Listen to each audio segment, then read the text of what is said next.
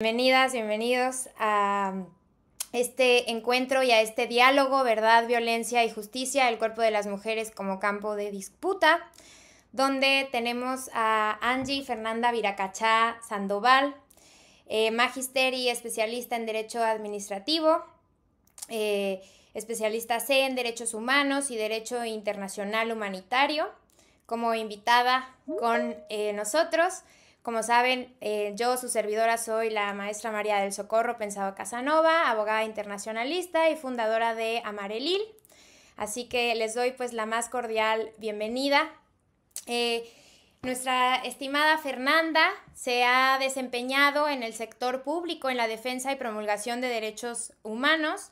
Trabaja actualmente como personera municipal y como profesional especializada también en grado 33 de asesor para la Sala de Reconocimiento de Verdad y Responsabilidad y de Determinación de los Hechos y Conductas de la Jurisdicción Especial para la Paz en Colombia.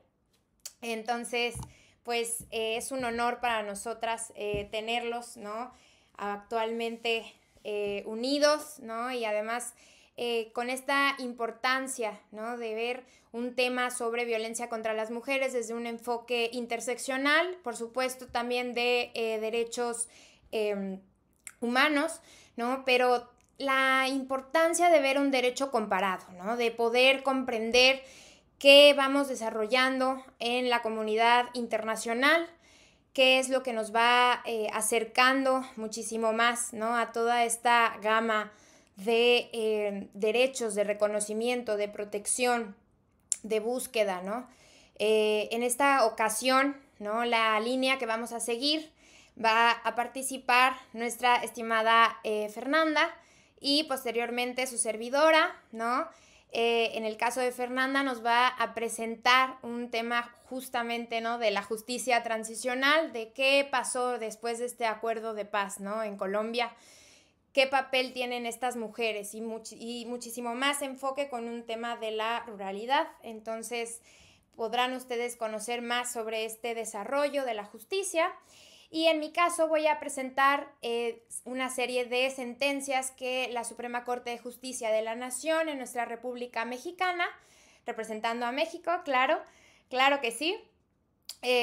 Vamos a ver, ¿no? En estas sentencias este análisis de la impartición de justicia con perspectiva de género, tanto con el uso de los protocolos para juzgar con perspectiva de género, como también desde un enfoque del crimen organizado, porque las sentencias no solamente abarcan un análisis de violencia sexual, sino también de crimen organizado y de esta violencia de género, ¿no? El papel que juegan las mujeres frente a los hombres en esta cosificación sexual.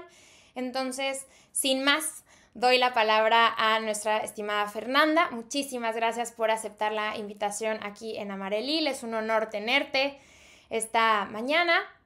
Y muchísimas gracias a todos los que nos escuchan desde diversas partes del mundo, ¿no? También estamos conectados, ¿no? Desde México, desde Colombia, desde España. Y es un honor y un orgullo, ¿no? Poderlo hacer así, poder aprovechar estos medios en esta consultoría jurídica Amarelil en género y derechos humanos. Así que bienvenida, estimada Fernanda, y adelante. Muchas gracias, estimada María. Reciban todos un saludo sororo de hermandad y fraternidad desde nuestro país, Colombia, en este espacio de intercambio que reúne o intenta reunir, mejor como lo ha dicho María, experiencias de estos hermanos países, México y Colombia, en el abordaje de las violencias ejercidas sobre los cuerpos de las mujeres, especialmente aquellas vinculadas a contextos de conflicto armado. Me va a permitir compartir pantalla Claro que sí. Compartir con ustedes una presentación que he diseñado para el desarrollo de este espacio. Entonces, por favor, me confirman si están teniendo la imagen. Perfecto, se ve. ¿Los demás Perfecto. la pueden ver? Que nos confirme alguien por ahí.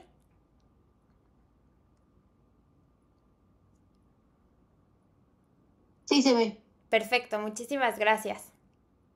Bueno, como lo has comentado, el abordaje este diálogo lo he encaminado sobre el impacto de las mujeres del conflicto armado en la mujer colombiana, específicamente campos de nuestro territorio colombiano, y cómo a partir de diferentes estudios que han venido desarrollando las entidades encargadas de la promoción, divulgación y protección en materia de derechos humanos han venido mostrando acerca de estos criterios diferenciadores, violencias diferenciadoras, pero en especial cómo se han venido abordando también a través de estas justicias transicionales que con el paso del tiempo se han venido instaurando en nuestro país, Colombia. Y es que considero que no hay, discúlpeme, no sé si están permitiéndome acá. Ahí está. Están viendo en pantalla, ¿sí? Sí.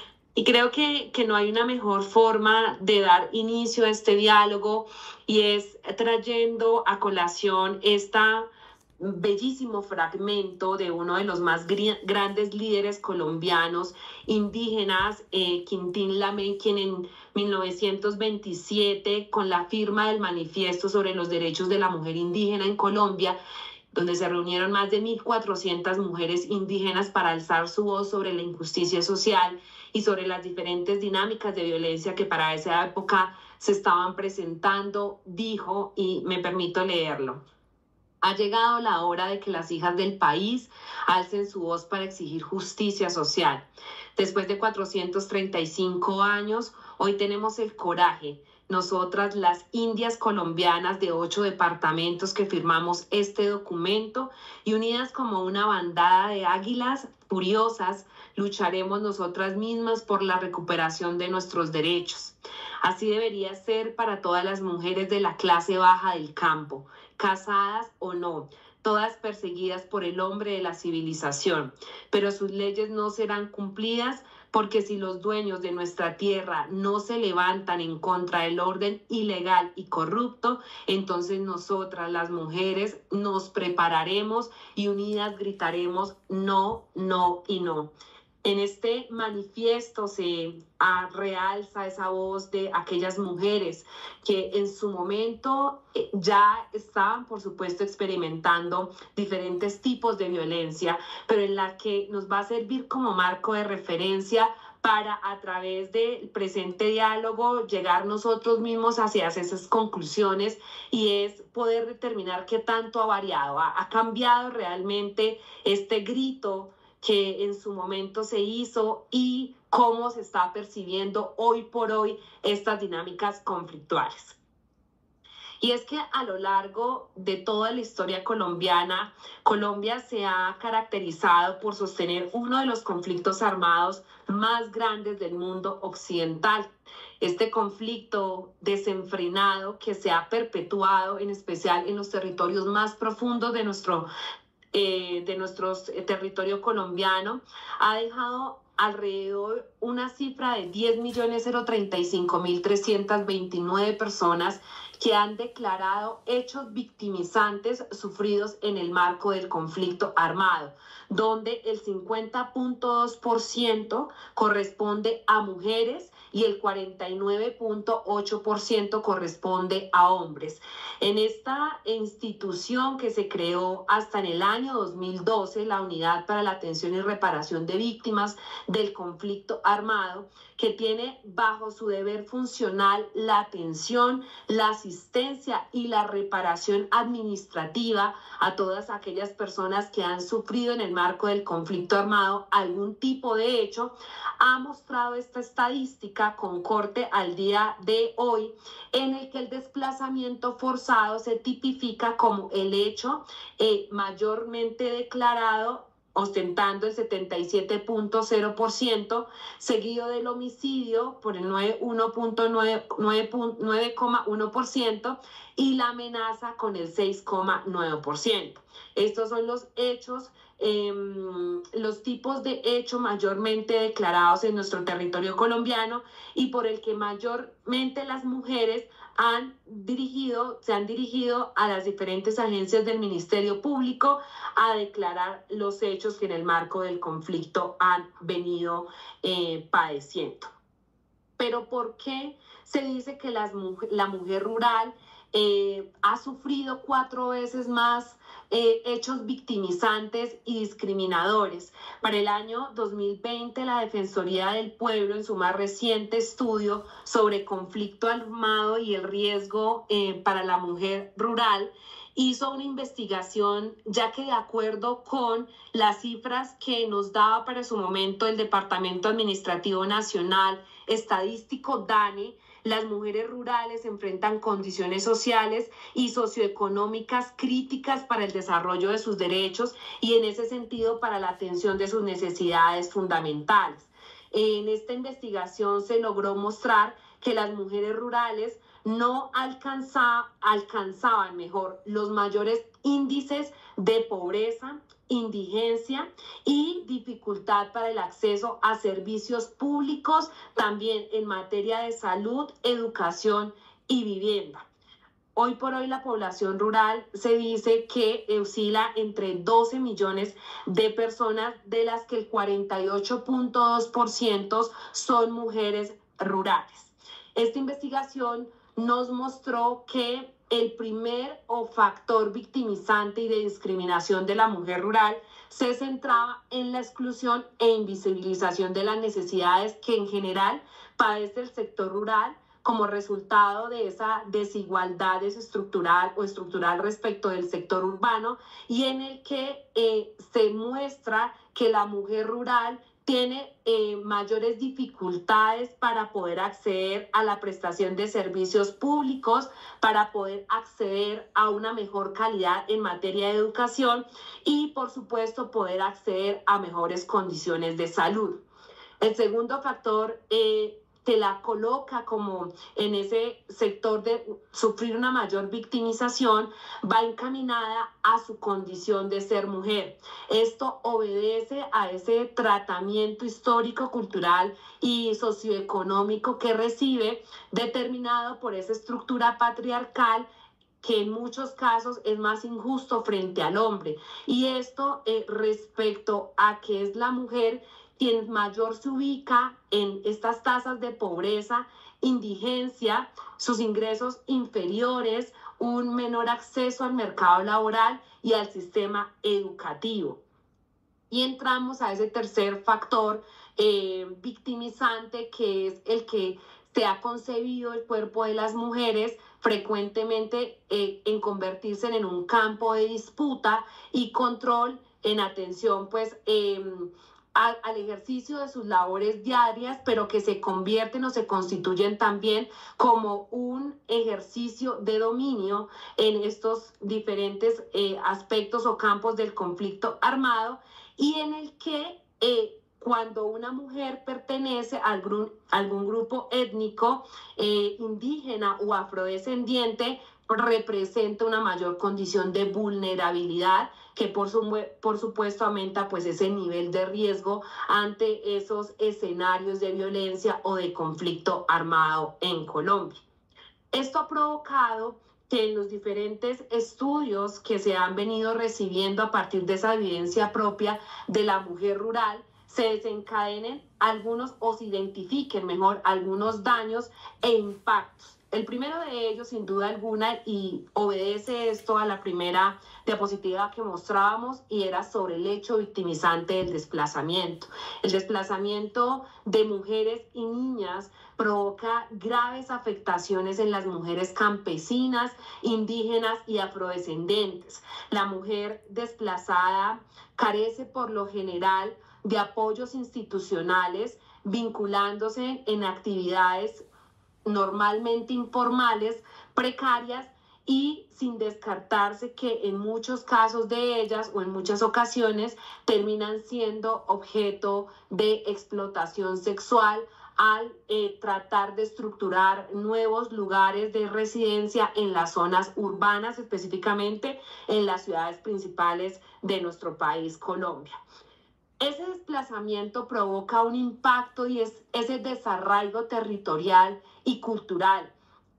Consecuentemente, la subvaloración de sus saberes que son elementos constitutivos propios de la identidad de los pueblos étnicos, en especial de la mujer, constituye o contribuye a que esos procesos de descomposición y de extinción de los pueblos se aumenten con mayor frecuencia, pero donde las mujeres afrodescendientes e indígenas, al salir de sus territorios de manera expulsada, no solamente lo son respecto de su territorio, sino que también se provoca ese impacto respecto de su identidad y lo que hace que al llegar a esos centros urbanos y al conformar esos nuevos grupos socialmente marginados, pues se hagan de manera desestructurada y sin duda alguna desarraigándoles de sus culturas y costumbres propias. También uno de los daños o de los mayores impactos que ha recibido la población, la mujer rural, es el reclutamiento de sus niñas de las comunidades indígenas y afrodescendientes que a mayor escala se muestran en los territorios indígenas que respecto de otros territorios. Esto claramente y bajo las investigaciones que se han venido adelantando, vienen muy ligada de los fines sexuales para la que los grupos armados han buscado su reclutamiento y su vinculación pues a las diferentes filas. Y también un daño importante que me parece resaltar en este espacio es el de las economías ilegales y su impacto desmesurado en la mujer rural, en cuyas investigación adelantada por la Defensoría del Pueblo se pudo determinar ese vínculo o esa asociación en la identificación de anormalidades o en los procesos mejor de gestación maternas asociadas con factores externos ambientales que afectan a la población femenina desde temprana edad y que ya se ha comprobado que responde a la exposición a los agroquímicos utilizados en las aspersiones aéreas que se han hecho, en especial en las zonas donde se cultiva la hoja de coca. Estas han sido uno de los grandes impactos que se han venido mostrando a través de las diferentes investigaciones que la Defensoría del Pueblo ha mostrado y en la que quizás radica en estos cuatro los impactos que mayor se ha exacerbado en el campo y en especial en la mujer rural, teniendo básicamente esas afectaciones. En este caso, en Colombia, o creo que es uno de los temas fundantes por el que nos convoca este espacio, es mostrar esa justicia transicional en clave de género.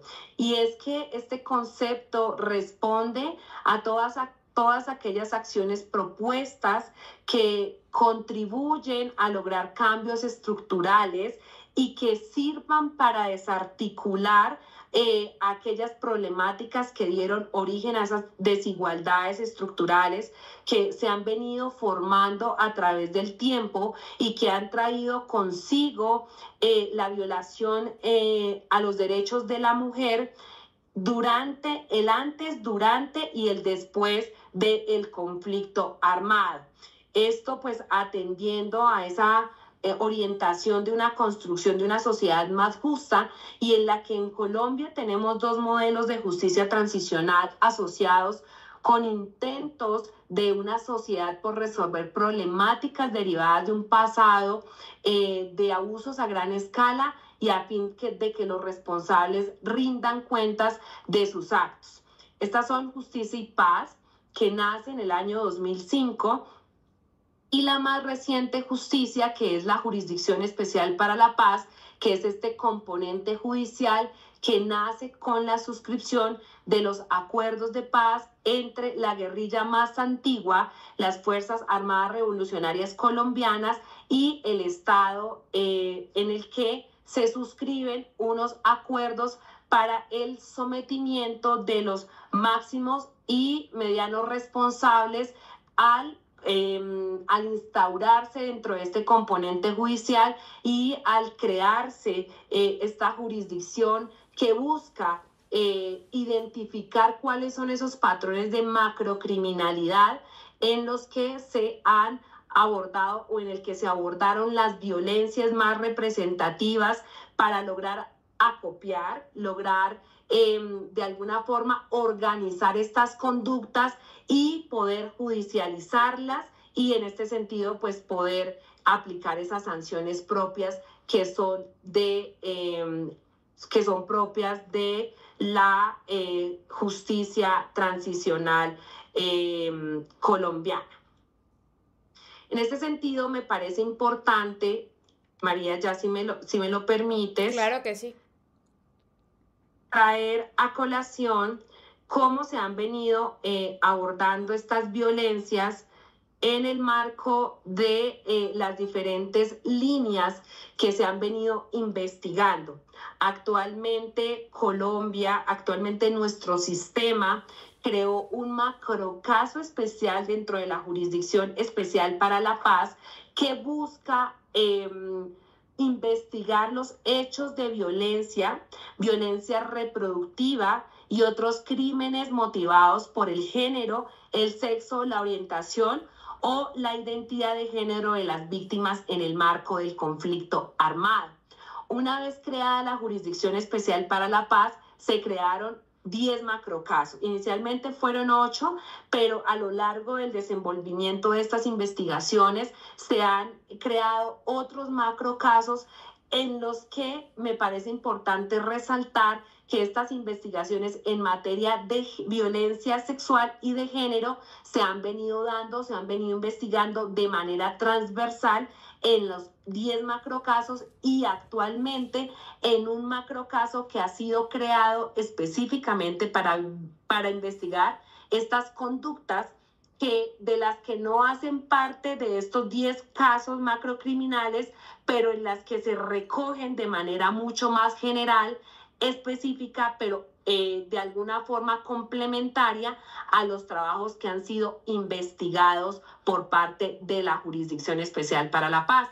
El año pasado, el caso 07, que es el que estudia toda la conducta de reclutamiento y utilización de niños y niñas en el marco del conflicto armado en Colombia, diseñó una línea específica para investigar las conductas que se provocaron, que se cometieron en contra de la mujer en esos escenarios previos al reclutamiento, las violencias propias sufridas dentro del reclutamiento, pero también cuáles fueron esos daños e impactos que a su salida aún las víctimas siguen declarando pues estas afectaciones graves que en sus cuerpos, pero también aquellas afectaciones psicológicas y que entornos sociales y entornos educativos han venido enfrentando como consecuencia de esas conductas criminales que se cometieron en contra de las mujeres. Esta es una investigación muy interesante,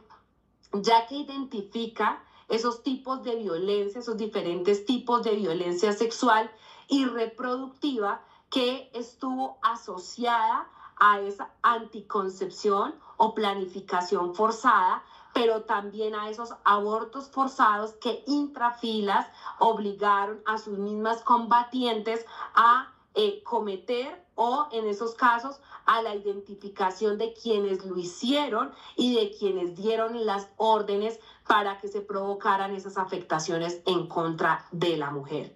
Entonces, han sido eso los grandes aspectos en materia de avances frente al tema de los patrones macrocriminales como una avanzada en la identificación de las voces que muchas organizaciones han venido mostrando a través de la presentación de los distintos informes, en el que ya tenemos un auto de determinación de hechos y conductas donde se identificaron a los máximos responsables, quienes dieron órdenes o quienes permitieron la ejecución de estas acciones propias, de estas conductas delictivas en contra de los derechos, en contra de las garantías propias de la mujer, que fue reclutada, las violencias que sufrieron intrafilas, pero también esas afectaciones en esos daños e impactos identificados que sufrieron a las salidas. Y cómo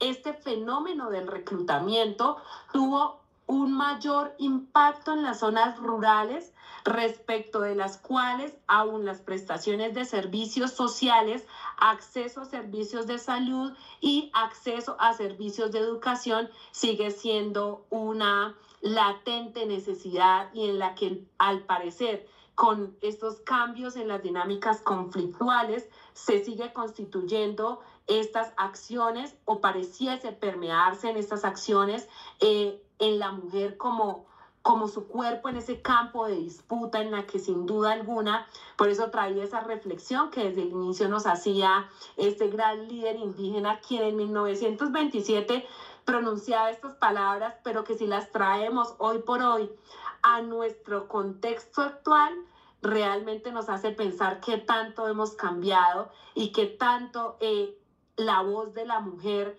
ha tenido, sin duda alguna, espacios supremamente influyentes. Lo cierto es que este grito, aún desde 1927, se sigue alzando, y en el que en estos intentos de justicia que se siguen consolidando, buscan precisamente que estos patrones no se queden solamente en patrones, sino que la identificación de esas conductas conlleve a esa judicialización y, por supuesto, a esa sanción de quienes dieron esas órdenes, pero de quienes son responsables del número de víctimas que nos dejan estas investigaciones, y que nos siguen mostrando pues cuáles han sido esos factores de victimización y esa identificación de conductas en las que la mujer hoy por hoy continúa en un campo que pareciese no tener un fin en esa disputa que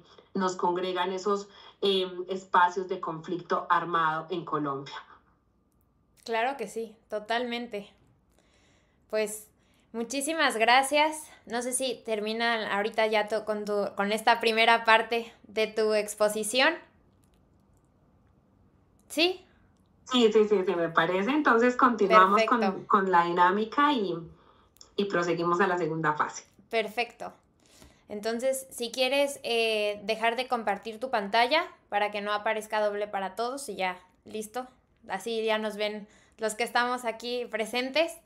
Pues yo, como les comenté al inicio, ¿no? Nada más para hacer también referencia sobre lo que comentabas, gracias a casos de la Corte Interamericana, ¿no? de Derechos Humanos, que ha dado este enfoque y este análisis, ¿no? Esta obligación por los estados de analizar con perspectiva de género todos los casos de violencia contra las mujeres en una condición migrante también, ¿no? Por una razón de género, pero en específico, ¿no? Con esta condición de un pueblo originario, de una parte indígena, ¿no?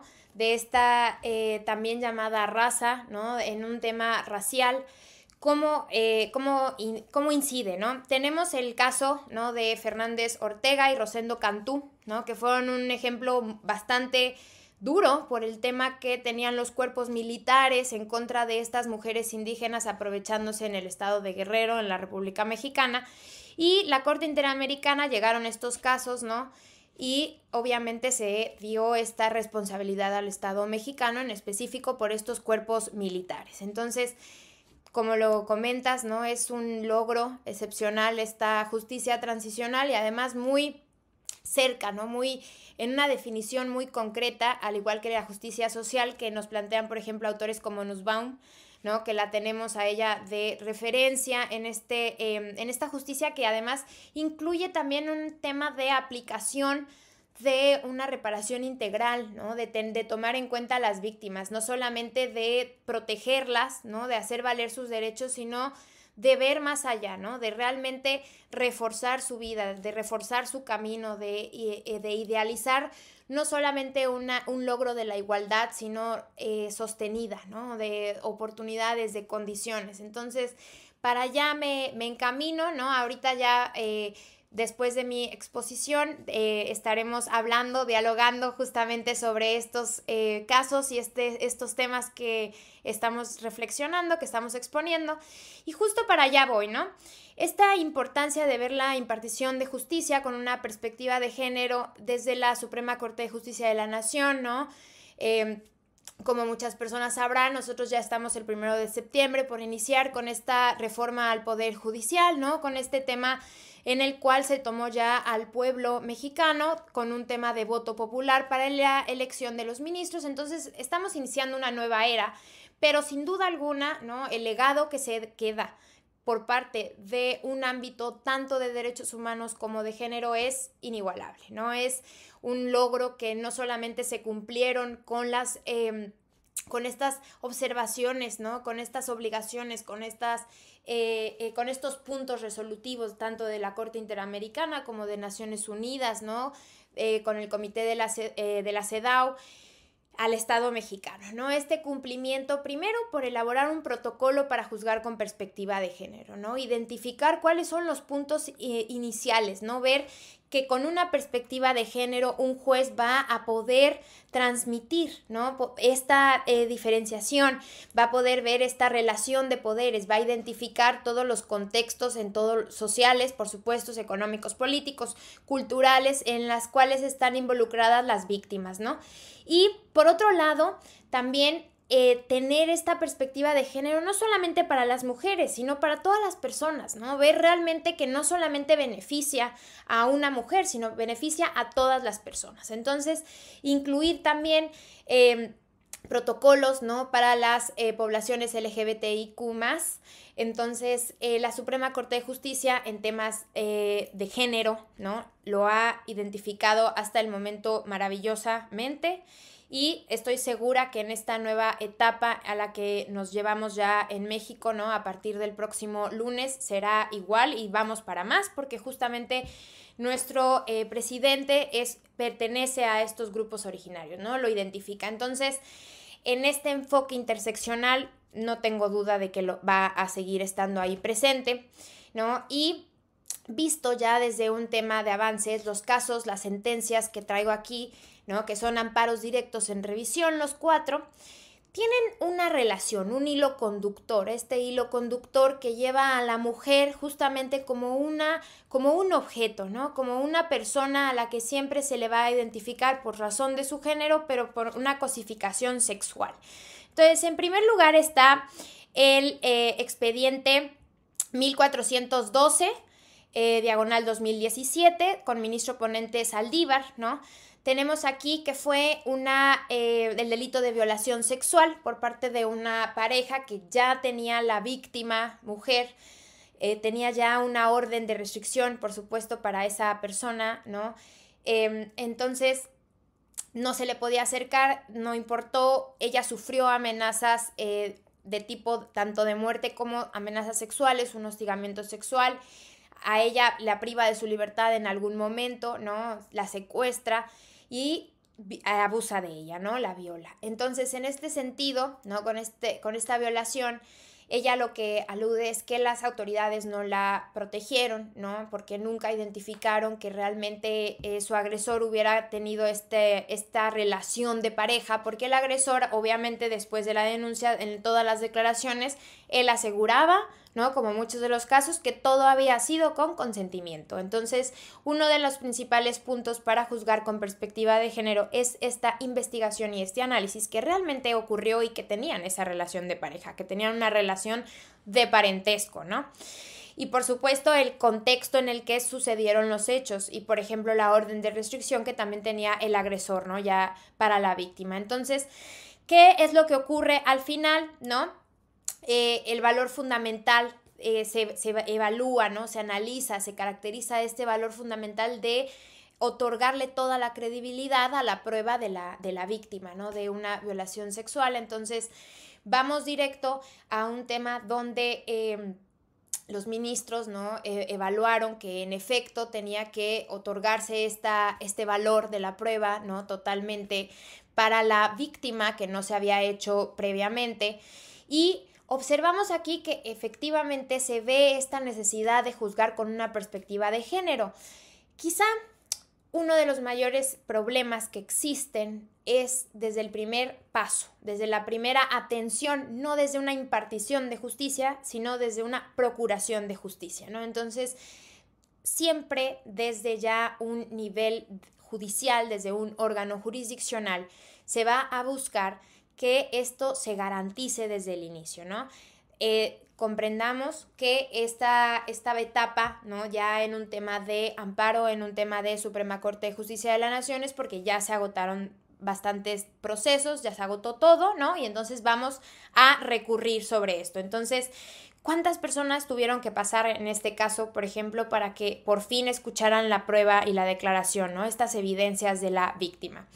El siguiente caso, el siguiente expediente, la otra sentencia es la 1206 de 2018 con el ministro Mena, el ministro ponente Mena, en la cual vamos a ver nosotros que la quejosa era una mujer que fue acusada de ser coautora del homicidio de su expareja. ¿Por qué? Porque la mujer tenía primero una pareja y después se separan. Esa primera pareja ejercía violencia tanto física como psicológica como emocional en su contra. Y ella tenía obviamente estas denuncias de violencia de género, ¿no? Tenía medidas de protección y existía ahí ese caso, existía la denuncia, ¿no? Después ella contrae matrimonio con otra persona, tiene otra pareja.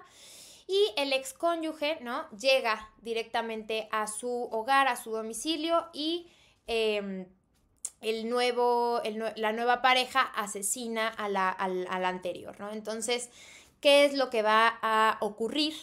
Por supuesto que a ella se le va a investigar como si fuera la coautora, porque todo esto ocurre en su hogar, y entonces ella lo que solicita, ¿no?, es verificar si realmente se omitió juzgar con perspectiva de género, ¿no?, que se analizara que ella no había sido esta coautora, que ella no lo había propiciado, ¿no?, que la persona había llegado a las 2 de la mañana a su domicilio y entonces pues la habían defendido, ¿no? Entonces, ¿hasta qué momento hay una defensa personal, ¿no? ¿Hasta qué momento se puede considerar que un homicidio, ¿no?, y un tema mal llamado, aquí quiero mencionar, ¿no?, mal llamado crimen pasional, porque crimen pasional está dándole un enfoque de culpabilidad hacia las mujeres. ¿Por qué? Porque se va a tomar como esta pasión de las mujeres, ¿no? Como que es una culpa por la mujer. Entonces, realmente fue un homicidio, pero ¿hasta qué momento, no? Entonces, aquí lo que van a resolver, van a decidir, en este caso se va a revocar y se va a devolver esta sentencia, no se confirma como en la anterior que les comentaba. Entonces, ¿para qué? Justamente para que se estudien estos estereotipos, ¿no?, que llevaron a cabo todas las autoridades durante el proceso, ¿no?, de ver a la víctima, ¿no?, y extender, ¿no?, con claridad los derechos que realmente tenía la víctima desde un inicio, quizá las medidas que faltaron, ¿no?, estas medidas cautelares, ¿no?, para la víctima en su momento, esta falta de cuidados, ¿no?, por parte de las autoridades y por supuesto la responsabilidad, ¿no?, de autoridades ministeriales. Estamos hablando también, ¿no?, de 2017-2018, en este momento estamos en 2025, ¿no? Son sentencias que por supuesto nos quedan de ejemplo, pero actualmente existen, ¿no? Existe una mayor...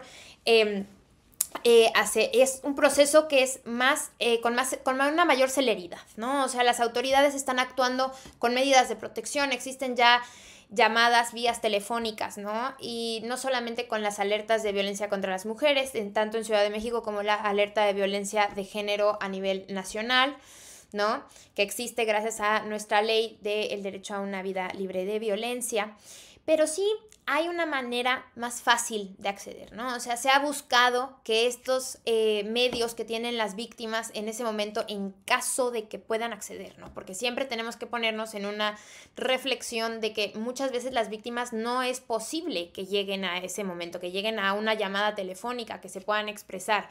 Simplemente no es real, ¿no? O sea, quizá no tienen todas las posibilidades todo el momento. Entonces, en este caso vemos ese ejemplo, ¿no? El siguiente expediente es el caso Julieta, ¿no? Conocido como caso Julieta, 92/2018, con el ministro ponente igualmente de Mena, ¿no? De Ortiz Mena. Y va a ser una menor, ¿no? Que va a fallecer por golpes de la pareja de Julieta, justamente de su madre. Y Julieta va a poder observar antes de que ocurra, ¿no? Y se cometa esta muerte violenta por razón, por supuesto, de género, ¿no? En un tema visto desde un enfoque de que era una niña, ¿no? Y fue víctima también de un abuso sexual, de violación, pero la madre va a observar esta violación, ¿no? Y después no va a poder evitar. Entonces, ¿de qué se le acusa y en qué momento ella queda en un proceso, por supuesto, penal, ¿no? Siendo investigada? Pues justamente en ese, ¿no? En el que pudo haberlo evitado y no lo evitó. Entonces, lo que ella argumenta, ¿no? Es que no están considerando que la pareja también la amenazaba a ella, ¿no? Que ella también era víctima de violencia de género. Por lo tanto, donde se omite esta sección, ¿no? Este enfoque que le estamos y de lo que hoy estamos hablando, que es juzgar con perspectiva de género, ¿no? En este análisis, ¿no? Vamos a observar las capacidades reales dentro de una mujer, ¿no? Que está siendo sometida, ¿no? Que está siendo humillada, que está siendo callada en una relación de pareja. ¿Hasta qué punto puede o es capaz de llamar, ¿no? O de prevenir una muerte? Entonces, ¿qué ocurre? Que deciden revocar, ¿no? Y devolver esta sentencia justamente para que se confirme la constitucionalidad, ¿no? Y se vea que realmente se aplicaron estos derechos o no se protegieron, ¿no? Eso es lo que se busca con este caso, porque también, ¿no? Vemos que muchas veces juzgar con perspectiva de género se alude y se deja solamente para que sea para proteger a las mujeres, ¿no? Y tiene que ser para todas las personas, ¿no? Tenemos que llegar a un punto donde se comprenda que no solamente basta con un enfoque de mujeres, sino es un enfoque de género. Es un enfoque para todas las personas. Es una manera de poder resolver y de conocer el impacto que tienen las desigualdades y las relaciones de poder. Por supuesto que por la parte del género y por razón de género, las mujeres existen, ¿no? Y vamos a tan sencillo como es tener una definición de feminismo, que es la búsqueda de la igualdad de condiciones, ¿no? Y dentro de un feminismo jurídico, pues que haya una igualdad de condiciones y de oportunidades dentro de la normativa y de los ordenamientos jurídicos nacionales, ¿no? E internacionales, o sea, de todos los estados. Entonces, en este sentido, esta es la tercera, ¿no? Y la última sentencia que yo les quiero compartir va por parte también de este enfoque de observar cuáles son las consecuencias del crimen organizado, ¿no? Es la sentencia 1667, diagonal 2021, con el ministro ponente Ríos Farhat. En esta sentencia, ¿no? En este amparo directo en revisión, se va a observar cómo gracias a Estados Unidos, ¿no? En una revisión que se hicieron, se descubrió a un grupo de crimen organizado, el cual se dedicaba a trata de personas, y en este sentido, la cónyuge del principal líder, ¿no? Es quien va a estar ahí en punto, ¿no? ¿Por qué? Porque ella va a asegurar y va a declarar que ella no formaba parte de ese grupo organizado, que ella era víctima justamente de esta violencia de género, violencia física, violencia emocional, ¿no? Violencia psicológica que ejercía su pareja, obviamente en su contra, y que ella tenía que llevar a cabo todas las labores que él le dijera, porque si no, sufría agresiones, ¿no? Era maltratada y además, por supuesto, por la familia que llevaban. Entonces, ¿hasta qué punto, ¿no? Queda este refuerzo, ¿no? De la protección de los derechos de una persona? ¿Hasta qué momento? ¿Y qué fue lo que se resuelve? Bueno, se va a revocar y se va a devolver para que se estudie realmente cuáles eran los hechos. Pero uno de los puntos principales, ¿no? Y que me gustó además en este diálogo llevarlo a punto, ¿no? Y al estudio, es primero la cosificación de las mujeres, ¿no? Hablábamos tanto de terrorismo, ¿no? Hablábamos de temas, por supuesto, de grupos que son de crimen organizado, hablamos de ver estas formas de la mujer como una cosificación. Y desde ahí, desde este punto, si nos observamos, no solamente desde la trata de personas, sino también desde las parejas de los líderes de grupos organizados, ¿no? Desde un enfoque de cómo las mujeres tienen que siempre salir siendo las culpables, quizá no siempre, pero ahí están señaladas, ¿no? Entonces, este estudio y este enfoque libre de estereotipos, la manera de poder realmente aplicar protocolos para juzgar con perspectiva de género, la forma en que los jueces pueden o no elegir estos criterios, ¿no? Los tienen obviamente libres, existen principios por los cuales pueden llevarlos a cabo. Pero, ¿qué es necesario, ¿no?, para juzgar con perspectiva de género en realidad? Aprenderse únicamente ese protocolo, aplicarlo desde una formación de estudios de género, de estudios que tengan que ver con derechos humanos, desde una materia de igualdad. ¿Será suficiente con ello, no? A mí me parece, en lo personal, que va más allá de solamente aplicar una normativa, ¿no? De buscar esa eficacia desde todos los ámbitos, desde un ámbito tanto público como privado, ¿no? Desde un ámbito personal como público de un actor, ¿no?, judicial, y tener esa separación, ¿no? Por supuesto que existen siempre estas réplicas, ¿no?, de dichos sobre impunidad, sobre no tener y faltar al respeto, ¿no?, a estas libertades, a estas garantías individuales de todas las personas, en específico lo que hoy hablamos, el tema de las mujeres, de garantizar una seguridad y una vida libre de violencia, ¿no?, sin ningún tipo de distinción, que no importe si es perteneciente a un grupo indígena o si es de una clase baja, de una clase media, ¿no? No tenemos una distinción, es sin una distinción.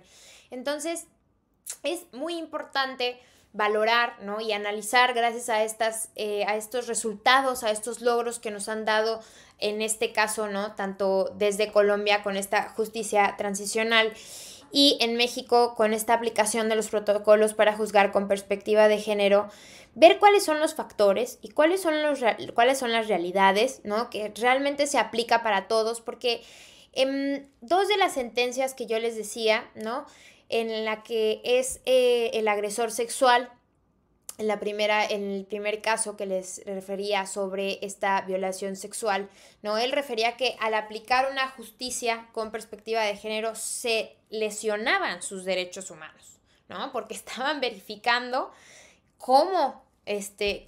qué relación de parentesco tenía, ¿no?, y que era con consentimiento. Entonces, no, al aplicar una justicia con perspectiva de género no se lesionan los derechos humanos de ninguna persona, ¿no? Al contrario, se busca realmente conocer toda la información.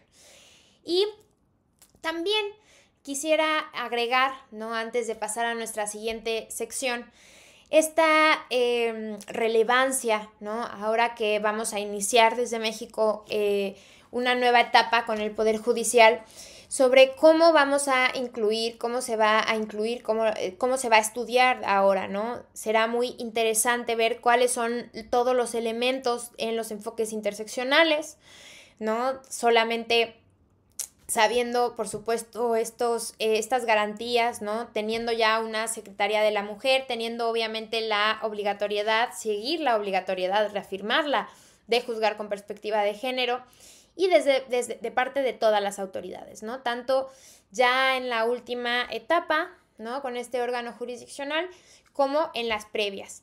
Así que esto sería por mi parte en esta primera etapa, y ahora pues pasamos al diálogo con nuestra estimada Fernanda. Si quieres, Fernanda, iniciar, y yo te sigo, y una vez que concluyamos estos, quienes quieran participar, pues va a estar abierto nuestro micrófono. Muchas gracias. Muchas gracias, María. De verdad que sin duda alguna hecho como este análisis de manera individual en estos casos que nos has expuesto, pero también estos modelos de justicia transicional que innovan frente al tema de la investigación, frente a la identificación y agrupación de conductas para el establecimiento de patrones macrocriminales, y en ese sentido la poder identificar a estos máximos o medios responsables dentro de la actuación penal, creo que podríamos llegar a un gran mensaje, y es el siguiente, y es frente a estas políticas de prevención.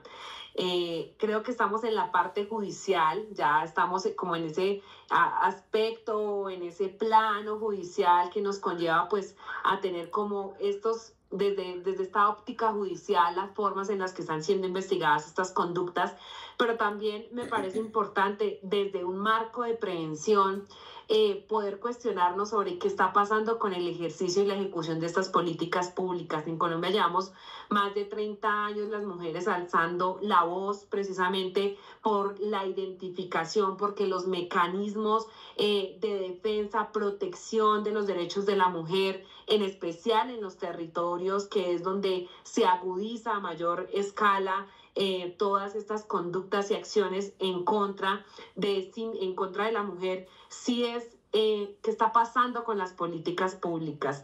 Realmente sí le están aportando a estas primeras autoridades que tienen bajo su ordenanza de alguna forma la protección, y a estos operadores se les está blindando también de condiciones mínimas de seguridad para la protección de aquellas víctimas, porque podemos verlo claramente en los casos que tú nos exponías. Sin duda alguna hay un fallo grandísimo, y es lo que estuvo previo en que fallaron. Vimos en algunos casos en los que ya habían medidas de protección en favor de las mujeres, pero aún así el sistema falló. Y creo que esto solamente puede responderse a partir de la vivencia propia de la mujer, pero también de quien administra. ¿Qué está pasando en el sistema? ¿Cuáles son esas garantías que realmente no se están dando para blindar a todos quienes tienen bajo su protección pues esas primeras actuaciones en pro de la mujer? Pero también, ¿qué ocurre cuando ante la falta de ejecución de la política pública de prevención pues termina cumpliéndose o termina desencadenándose en estas situaciones tan lamentables que hoy por hoy las alzas en nuestros países, las tasas son demasiado altas, y en las que realmente pareciese, de los 10.000 programas que existen, de las 10.000 formas de prevención que han sido establecidas por nuestros países, realmente mostrar poco la eficacia frente al tema de la protección misma de la mujer. Claro, tienes toda la razón, estimada Fernanda. El tema de los mecanismos de protección, ¿no? De prevención y además de atención también dentro de las políticas públicas nos remite a quién elabora las políticas públicas, ¿no? Hasta dónde están justamente lo que le refería sobre la formación tanto de igualdad como de género. Es esta elaboración no solamente por parte de grupos de la sociedad civil, ¿no? De estas organizaciones que son representantes además en muchas ocasiones de movimientos y de luchas de grupos feministas, sino también de partes de estudios de género, ¿no? De políticas, de sociólogas, de antropólogas. Y esto nos da a un resultado sobre la necesidad, ¿no? La clara necesidad y el requisito de cumplir con un esquema multidisciplinario en el cual se lleven a cabo múltiples expertos, ¿no? Y deben de darnos esos estudios, ¿no? Debemos de dar esos estudios, debemos de compartirlo, debemos de promover esta necesidad de que sean todos, ¿no? Porque no solamente es por parte del derecho, no solamente es por parte de la psicología social, no solamente es parte de una antropología, no solamente forma parte de relaciones internacionales, no, es sobre todas, ¿no? Todas las ramas, todas las materias de donde se construyen y se deben construir estas políticas públicas que van encaminadas a prevenir que justamente no se aplique la perspectiva de género, no hasta la impartición de justicia, sino desde la procuración de justicia. Y en lo que reflexionamos, ¿no? de este enfoque interseccional y la importancia de garantizar todos los derechos humanos, ¿no? Y a todas las personas de nuestros pueblos, de nuestra sociedad, ¿no? De nuestras sociedades, de nuestras comunidades, es también esta educación cívica, esta educación jurídica que se le debe dar a todas las personas, ¿no? Llegar a todos los puntos, que las personas conozcan, que sepan que tienen derechos. En muchas ocasiones hablábamos también sobre la costumbre, ¿no? El papel que tiene la costumbre de quedarse callado, ¿no? De guardar silencio, de no decir qué es lo que está pasando o de no saber cómo solicitar apoyo, de no saber cómo solicitar ayuda.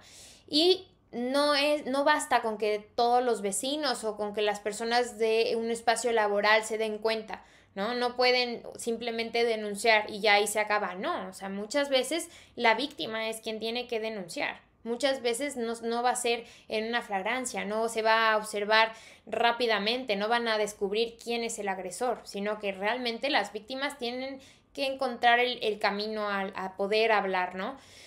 Me ha tocado, ¿no? Escuchar a personas que tienen aún miedo, ¿no? Estamos en 2025 y tienen miedo. ¿Por qué? Porque muchas veces es perder todo su entorno, ¿no?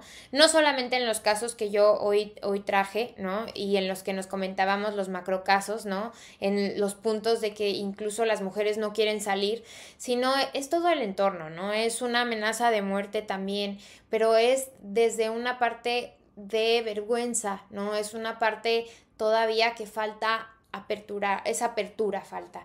Y a mí me parece también que estos espacios, ¿no? En los que podemos tener a personas y que nos pueden escuchar sabiendo y teniendo, ejerciendo esta parte de esta justicia social, ¿no? Buscándola, es lo que importa.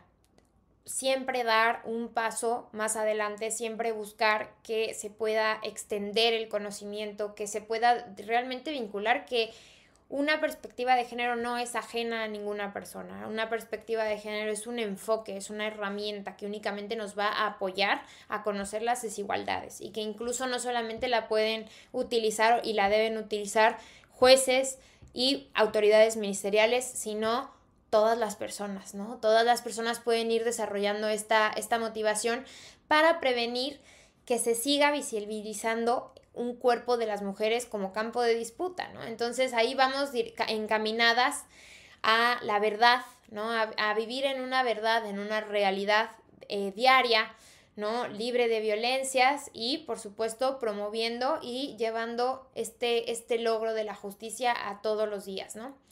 Pues muchísimas gracias, estimada Fernanda. No sé si alguien en el público que nos escucha quiera participar, que tengan alguna pregunta.